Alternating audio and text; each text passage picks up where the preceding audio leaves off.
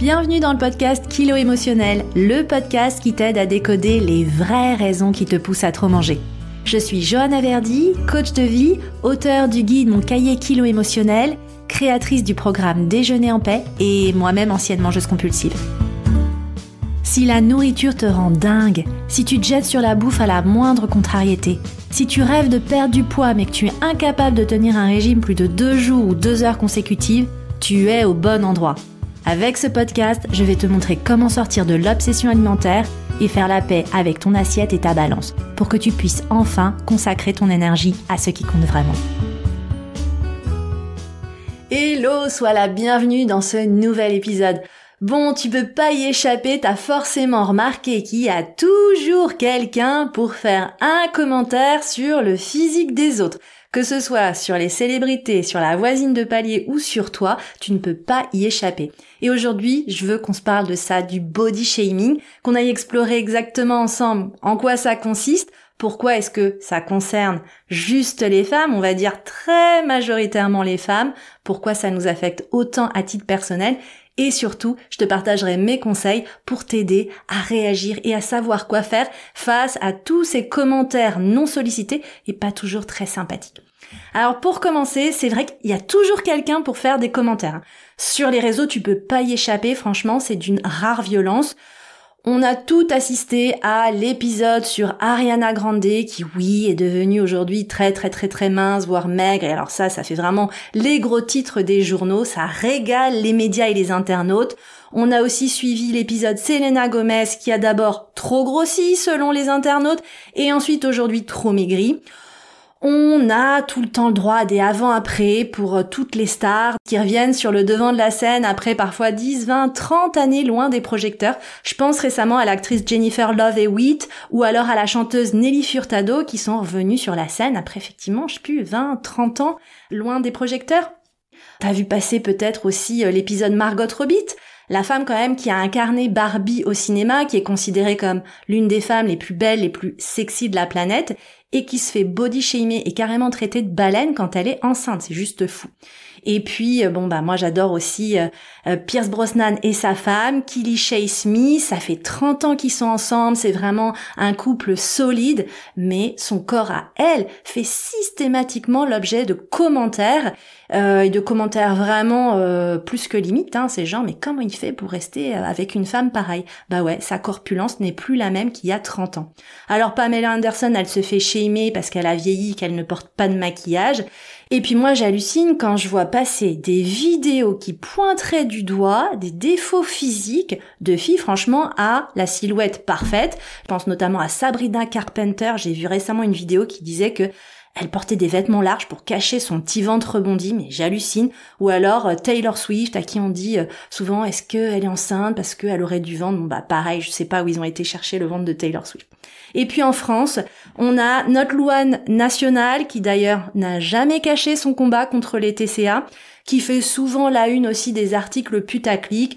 Louane a pris du poids, Louane a perdu du poids. Récemment, elle a publié des photos d'elle en vacances, puis les commentaires c'est « Waouh, t'as vachement maigri, ça te va vachement bien, etc. » Donc voilà, les commentaires sur le physique des femmes les plus célèbres de notre pays ou de notre planète abondent, on ne peut pas y échapper.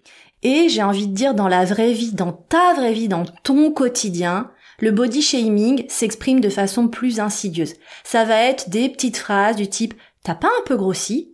T'as un si joli visage. T'es courageuse de t'assumer comme ça et de porter cette robe. Tu devrais éviter les débardeurs à bretelles fines, ça fait les bras ronds. Elle est jolie cette robe, mais ça serait peut-être un peu mieux avec moins de ventre, non ? Tu fais du sport pourtant. » Ou encore « T'es sûre que tu vas porter cette jupe avec tes cuisses ? » Et en fait, le pire, et je t'avoue, ça me fait des frissons en te le redisant, mais le pire, c'est que ces phrases, elles sont souvent prononcées par les personnes qui sont les plus proches de toi. Tes amis, ton mec, ta mère, ta grand-mère, ta collègue, ta sœur. Des gens auxquels tu tiens, des gens qui partagent ta vie, ton quotidien. Le body shaming, c'est quoi? Ça vient de l'anglais, body ça veut dire corps et shaming ça veut dire faire honte, humilier. Donc le body shaming, c'est littéralement faire honte à quelqu'un à propos de son corps.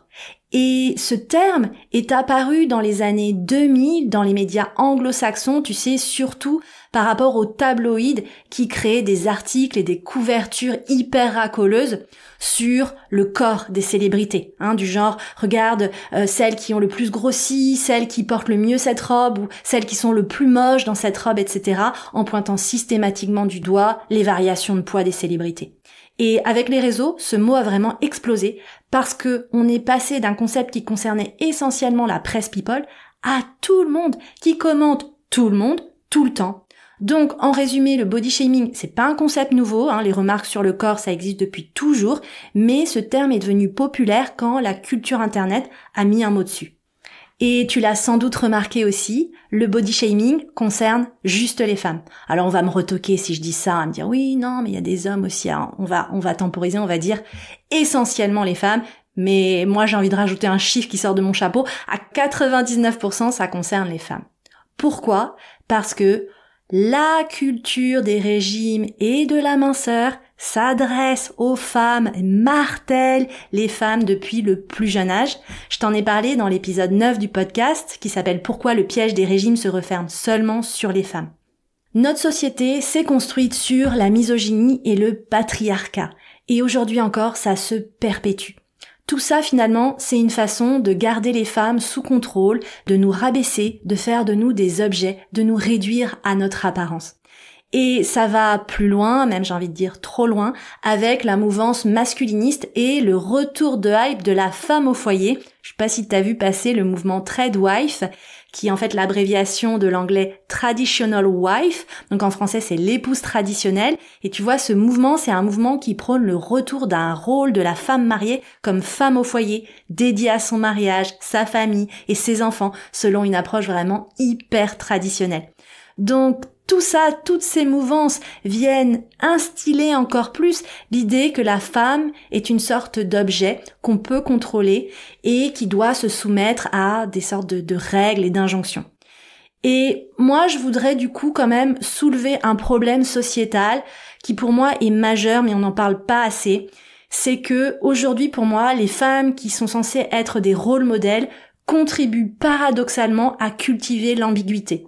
Je pense notamment à toutes les chanteuses comme Beyoncé, Lady Gaga, Taylor Swift et toutes les autres qui prônent le girl power, qui prônent la liberté de disposer de leur corps, qui prônent aussi la liberté de s'habiller comme on veut.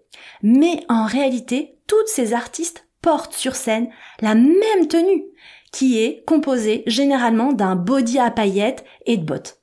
Et tu vois, dans tous ces tableaux, que ce soit dans les clips, que ce soit en concert, que ce soit même sur le tapis rouge, ce qui est systématiquement mis en avant, c'est leur corps, leur apparence, leur féminité, qui est incarnée par un corps sexualisé et dénudé.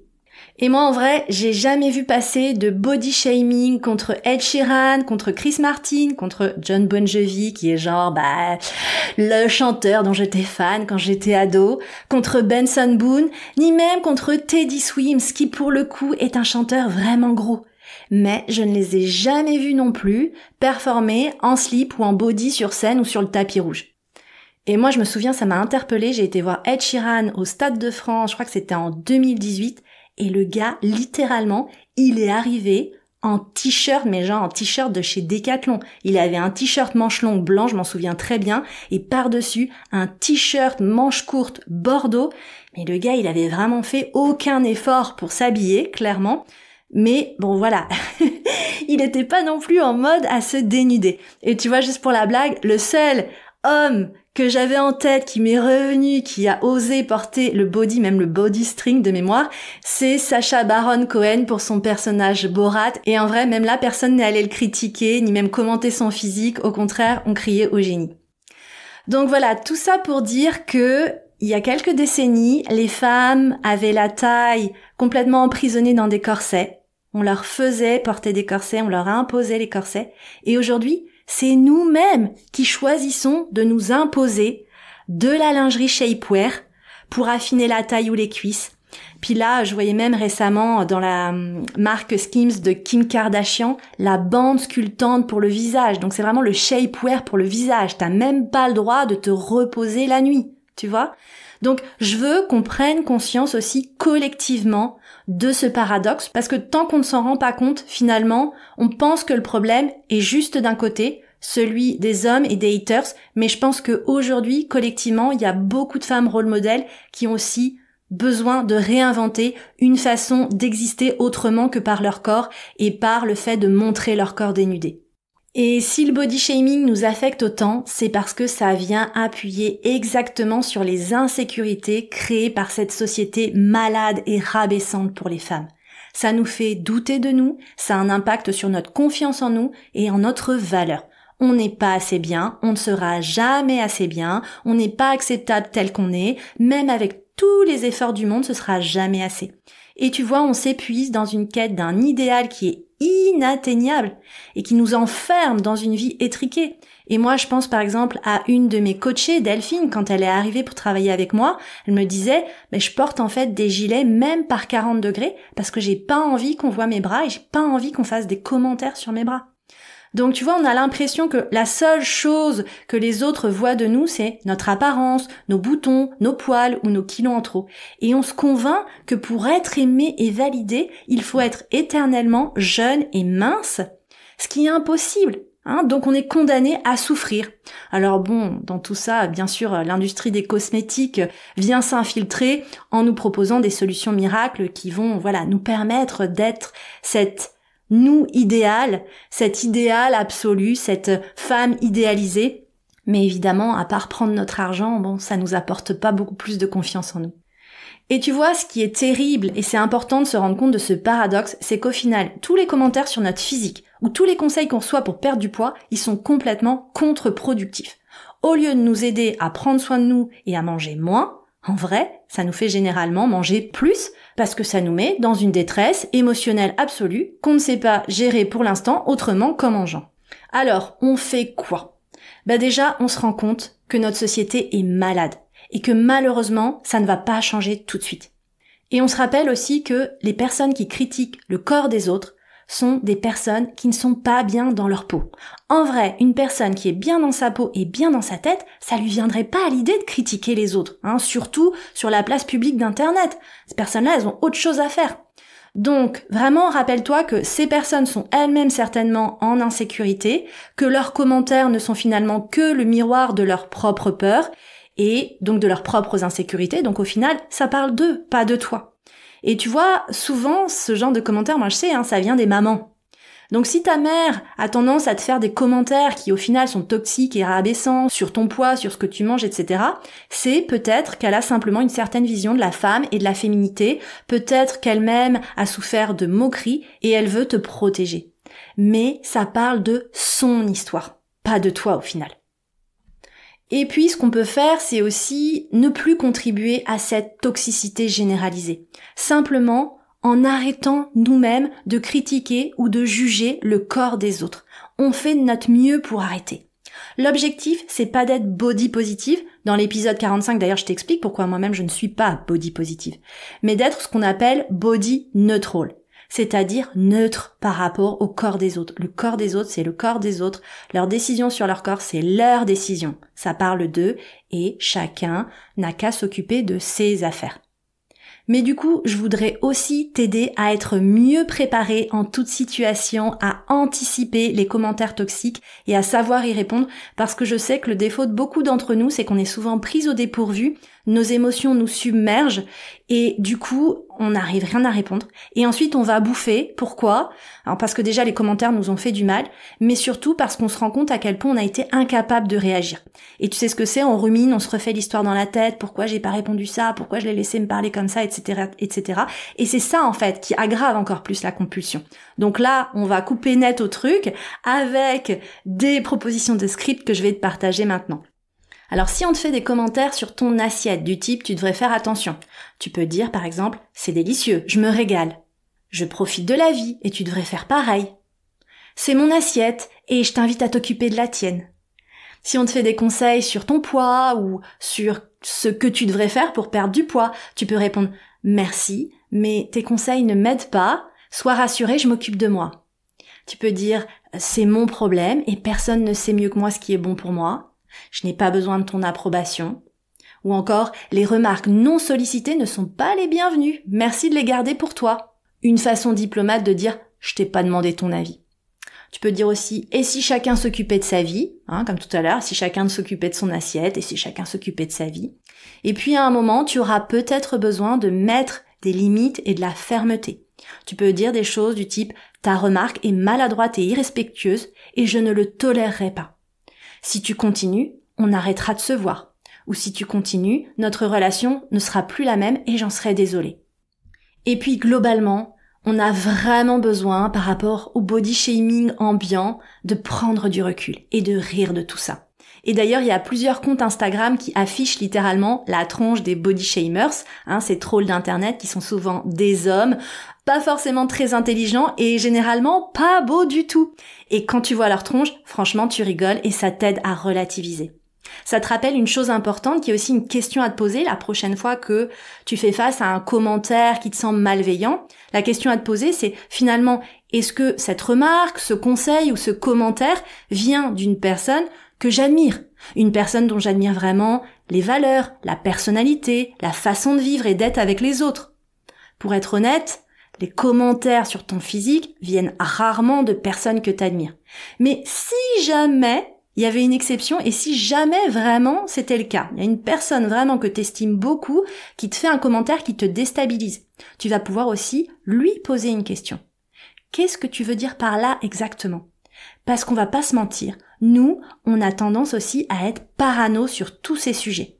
Quand on a des complexes et qu'on est convaincu qu'on n'est pas belle, pas assez bien, pas assez mince, pas assez jolie, tout ce que les autres disent ou font passe par un filtre. On appelle ça le biais de confirmation qui nous convainc encore plus que on n'est pas belle, on n'est pas bien, on n'est pas mince, etc.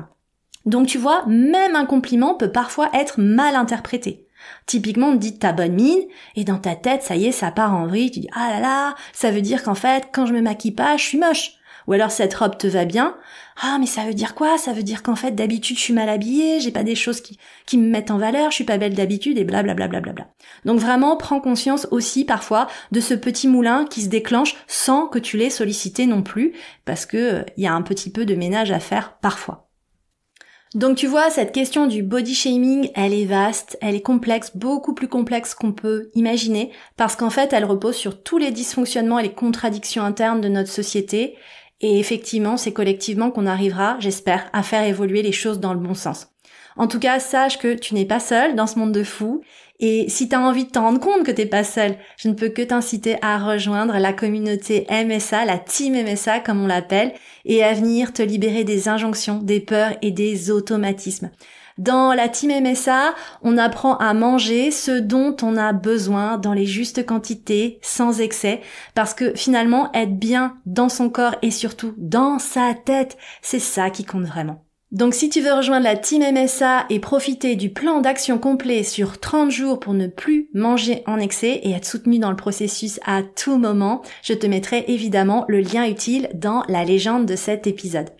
Si tu as aimé cet épisode, si tu veux soutenir le podcast, continue de le faire avec des étoiles, des commentaires sur ta plateforme préférée et surtout abonne-toi pour ne pas louper le prochain épisode qui va être juteux, qui va être utile parce que la semaine prochaine, ce sera la fin de l'été et peut-être que tu vas avoir envie de monter sur la balance pour avoir un petit peu le verdict de ton comportement alimentaire cet été. Donc la semaine prochaine, je te révélerai 6 vérités sombres qu'on ne t'a jamais dit sur cet outil et que tu as besoin de savoir avant de t'y fier aveuglément. Je te remercie pour ta présence et je te donne rendez-vous au prochain épisode.